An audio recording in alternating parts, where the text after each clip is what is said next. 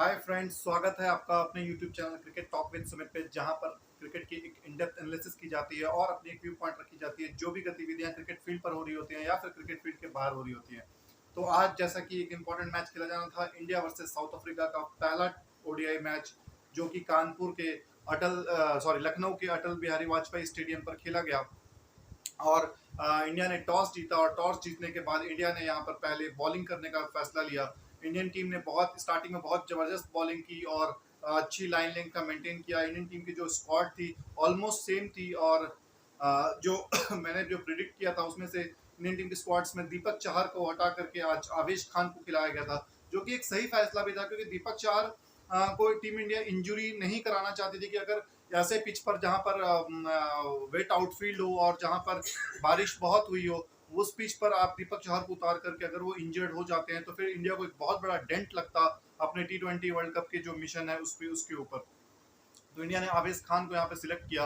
India एक एक एक बैट्समैन शॉर्ट थी मेरे हिसाब से इस मैदान पर, और जब स्पेशली जब आप चेस कर रहे होते हो तो आपके पास बैटिंग पूरी होनी चाहिए।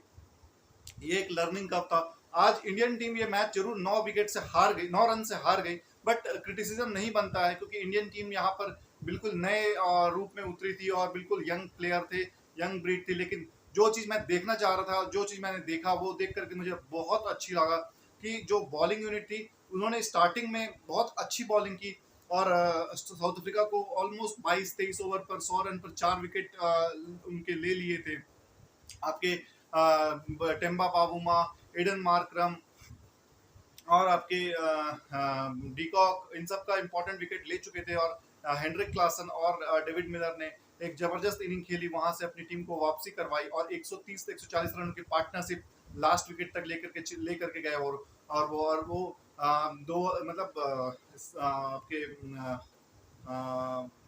शार्दुल ठाकुर और आपके क्या बोलते हैं, मैं नाम बोल रहा हूँ, शार्दुल ठाकुर और कुलदीप यादव ने यहाँ पर बहुत ही अच्छी बॉलिंग की, मतलब उनको बांध कर रखा और उनको एक भी मौका नहीं दिया कि वो खुल करके और फ्रीज होकर के शॉट खेल सके। जब वो सेट हो गए, बॉल जब पुराना हो गया, जब बॉल में हरकत, हरारत और शरारत सब कुछ बंद हो गई, तब लास्ट में उन्होंने चार्जअप किया और इतने रन ठोक दिए इस पिच पर, जो कि एक तरह से नामुमकिन लग रहा था। लेकिन फिर भी इस इंडियन टीम ने, नामुमकिन इसलिए क्योंकि ये टीम जो थी वो नई थी, वो इनसे कोई एक्सपेक्टेशंस नहीं था इस टीम के साथ।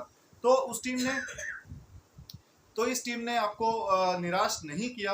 और इंडियन टीम ने वो चीज, मैं जो इंटेंट देखना चाह रहा था कि वो कैसे चेस को लेते हैं और कैसे रिस्पॉन्सिबिलिटी लेते हैं, उसको देख करके मुझे बहुत मजा आया। इंडिया के जो टॉप ऑर्डर थे वो बिल्कुल धराशायी हो गई इस पिच पर, क्योंकि जो बॉल सख्त था, नया था, तो वहां पर बहुत ही पेसी, निपी और स्विंग देखने को मिल रहा था, specially from Rabada and Wayne Parnell. जो गेंद अपने रबाडा ने शुभमन गिल को किया, जो इन स्विंगर इन डीपर लेकर के आए और बॉल उनकी ऑफ स्टंप के जो गिल्लियों को उड़ाती हुई चली गई।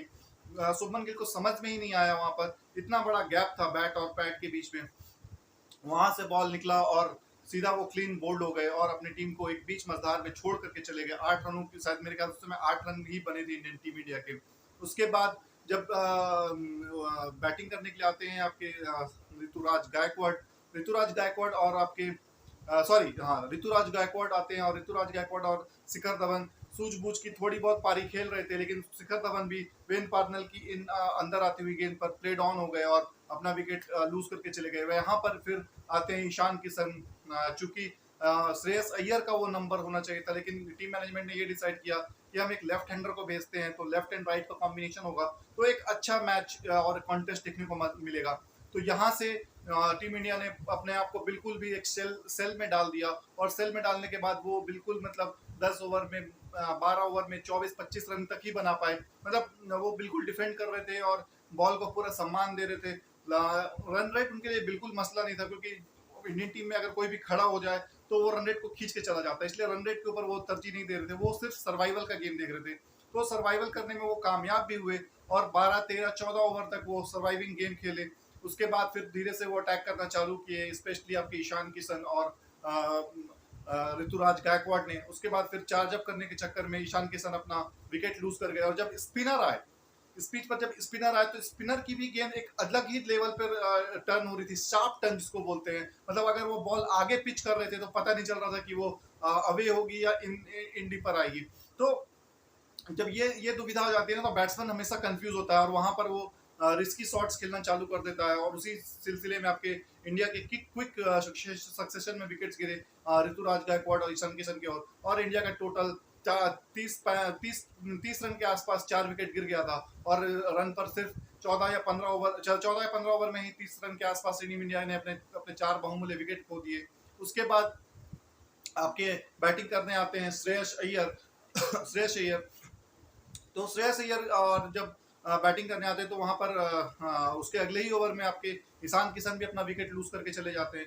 फिर संजू सैमसन और श्रेयस अय्यर जब बैटिंग करते हैं तो वो जो इंटेंट देखने को मिला, क्योंकि जब बॉल थोड़ा सा पुराना भी हो गया और स्पिनर के ऊपर जब अटैक करना चालू किए संजू सैमसन और श्रेयस अय्यर ने, तो वहां पर बाबूमा को बिल्कुल समझ में नहीं आ रहा था कि इसको इनको ये जो कार्नेज है इसको रोका कैसा जाए।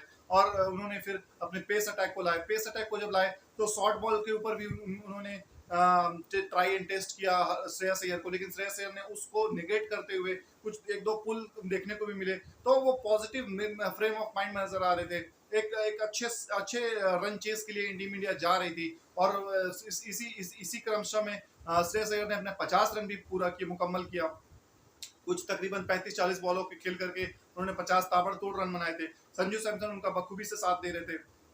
सिंगल डबल पर वो चल रहे थे, बीच में एक आधा आउट बाउंड्रीज भी लगा रहे थे। लेकिन जो आज की जो इनिंग मेरे को देखने को मिली वो संजू सैमसन की, वो कूल काम कंपोज, मतलब 49th over, sorry 39th over तक वो एकदम कूल एंड काम रहे। मतलब देख के लगा उनको कि यार ये आज मतलब अलग जोन में खेल रहे हैं। एक मतलब कुछ स्टेटमेंट देना चाह रहे हैं, कुछ बताना चाह रहे हैं सिलेक्टर्स को कि बॉस आप मेरे पे ट्रस्ट करिए, मैं आपको कहीं से भी मैच जिता करके दे सकता हूँ।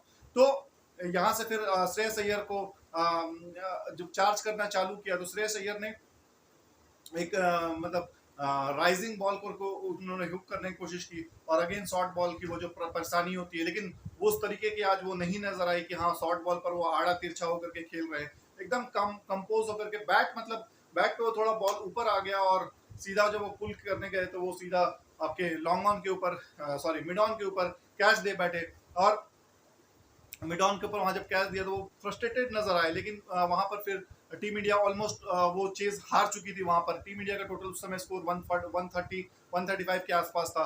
वहां से टीम इंडिया ने अपना ऑलमोस्ट सरेंडर कर देना था। लेकिन ये टीम इंडिया ऐसी टीम इंडिया है कि जो लड़ना जानती है, जो फाइट बैक करना जानती है। और वहां पर फिर एंट्री होती है शार्दुल ठाकुर की। शार्दुल ठाकुर ने अपने इनिंग्स पे मतलब जो कंट्रोल दिखाया और जो हिट किया उन्होंने स्पेशली तबरेज शामसी के ऊपर, वो देखने लायक था।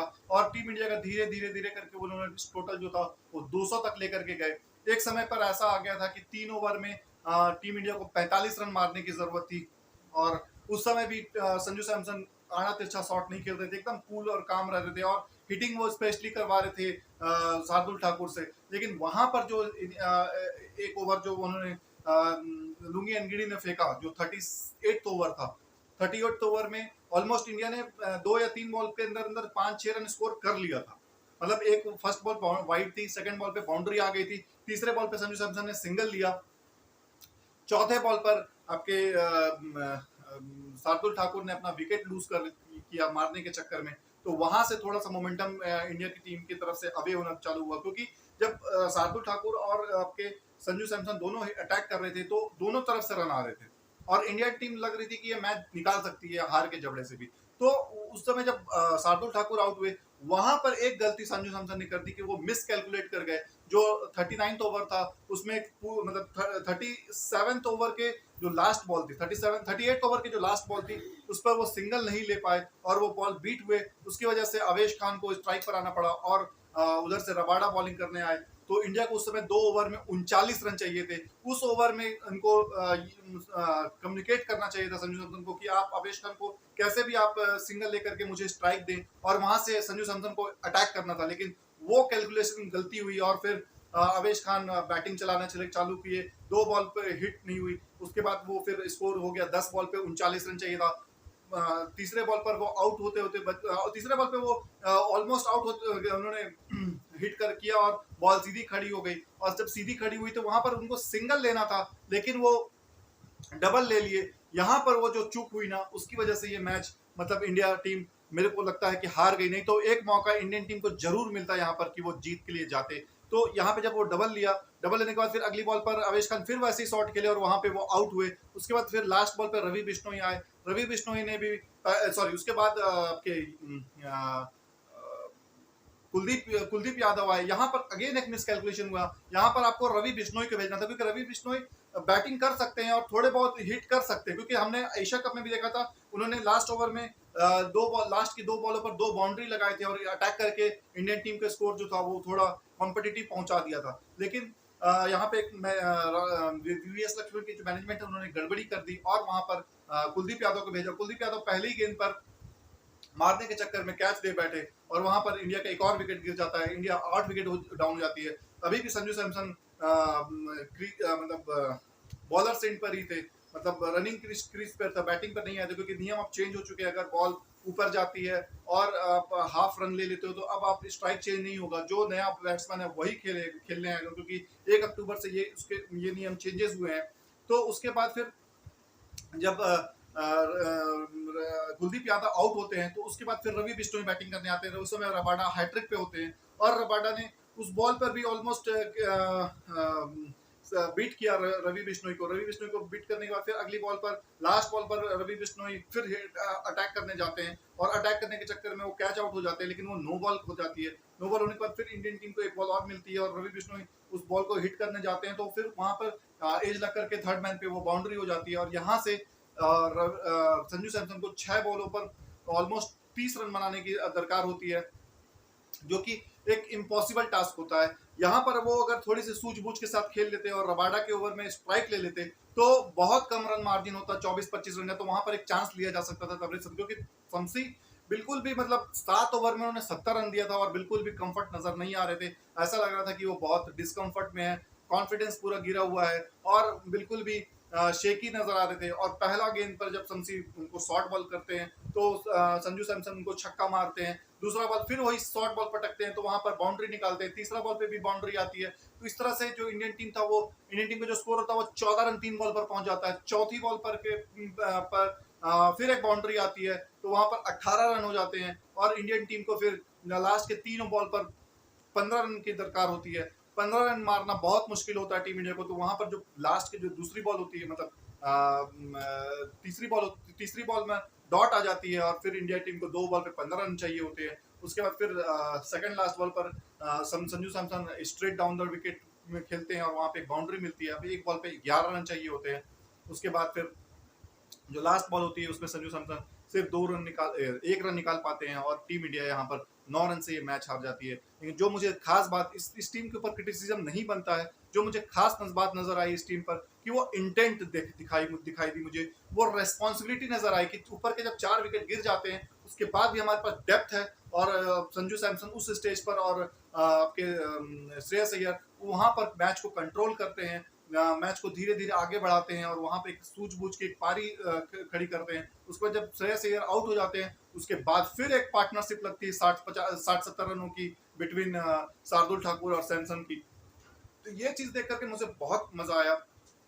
जो चीज मैं खोज रहा हूँ या जो चीज मुझे टीम इंडिया में दिखनी चाहिए कि हाँ बेंच स्ट्रेंथ कितनी स्ट्रांग है। साउथ अफ्रीका नो डाउट वो अपने फुल स्ट्रेंथ के साथ थी, मतलब रसी वंडरडूसन को हटा दीजिए आप और आप बॉलर में आप उनके सारे के सारे बॉलर्स थे, या तो एंगडी की जगह पे ऑनरेक नोकिया खेलते, लेकिन इस मैच पे नोकिया को रेस्ट कराया गया और लुंगी एंगडी को मौका मिला और जो टीम थी वो साउथ अफ्रीका की पूरी फुल स्ट्रेंथ थी। उस फुल स्ट्रेंथ को इंडिया की बी टीम ने काफी कांटे की टक्कर दिया और ऑलमोस्ट मैच को वहां से वो अपनी गिरफ्त में कर चुके थे। लेकिन संजू सैमसन की जो मिस कैलकुलेशन थी उस चीज को इंडियन टीम बहुत समय तक याद रखेगी, भूल नहीं सकती है, क्योंकि जब आपके दो ओवर रह जाते हैं और आपके पास टेलेंडर स्टार्ट हो जाते हैं तो आपको जो मेन बैट्समैन है ना उसको ज्यादा चार्ज करना चाहिए और लास्ट बॉल पर आप हमेशा सिंगल लेने की कोशिश करें। मतलब जो 13वीं बॉल थी ना, 13वीं बॉल पर एक सिंगल अगर आ जाता, लास्ट की जो 13th बॉल थी जो एनगिडी ने 38.5 के बाद जो बॉल डाला था उस पर सिंगल आ जाता तो मैच का नक्शा कुछ और होता। लेकिन वहां पर संजू सैमसन ने कुछ मिस कैलकुलेशन किया और अपने आप को बैक करते गए बहुत ज्यादा समय ले लिया उन्होंने बैक करते हुए कि मैं लास्ट के ओवर में 30 रन भी बटोर सकता हूँ। वो उनसे हो नहीं पाया। मतलब अगर ये 23, 24, 25 रन रहता तो सैमसन उसको ले सकते थे वहां पर। तो एक मिस कैलकुलेशन और टीम इंडिया ने ये मैच अपने हाथ से गवा दिया। वरना ये बहुत ही अच्छा परफेक्ट रिप्लाई होता, रिस्पॉन्स होता, और जो रिस्पॉन्सिबिलिटी होती, इंटेंट होता, अप्रोच होता, एटीट्यूड होता, ये कमाल लाजवाब होता इंडियन टीम का। इस इंडियन टीम से कोई भी उम्मीद नहीं थी। उसके बावजूद 4 विकेट गिरने के बाद भी उन्होंने अपनी पारी को संभाली और पारी संभालने के बाद मतलब जीत की ओर अग्रसर हुए। तो ये चीज देख करके दिल बहुत खुश हुआ और इस टीम में जान दिखाई दी। इस टीम में वो चीज नजर आया कि हाँ, ये जो यंग लॉट है, यंग बंच है, ये रेडी है इंटरनेशनल क्रिकेट को फेस करने के लिए, इंटरनेशनल क्रिकेट को खेलने के लिए। तो इसी के साथ मैं आज का ये एपिसोड यहीं पे समाप्त करता हूँ। मिलता हूँ कल एक नए एपिसोड पर, एक नए क्रिकेट पे टॉक पे करते हुए। कल से पाकिस्तान, न्यूजीलैंड और बांग्लादेश के जो ट्राई सीरीज मैचेस हैं वो शुरू होने वाली है। तो उसका भी हमें इंतजार रहेगा कि पाकिस्तान और न्यूजीलैंड यहाँ पर कैसे परफॉर्म करती है, और जो पाकिस्तान की जो लचर मिडिल ऑर्डर नजर आ रही है वो किस तरह से परफॉर्म करती है। ये सब कुछ हम देखेंगे कल के मैच के बाद। और मिलते हैं हम आपसे उस मैच के इन डेप्थ एनालिसिस के लिए। तब तक अपना अपना बहुत ज़्यादा ख्याल रखिए। जय हिंद, वंदे मातरम, जय भारत।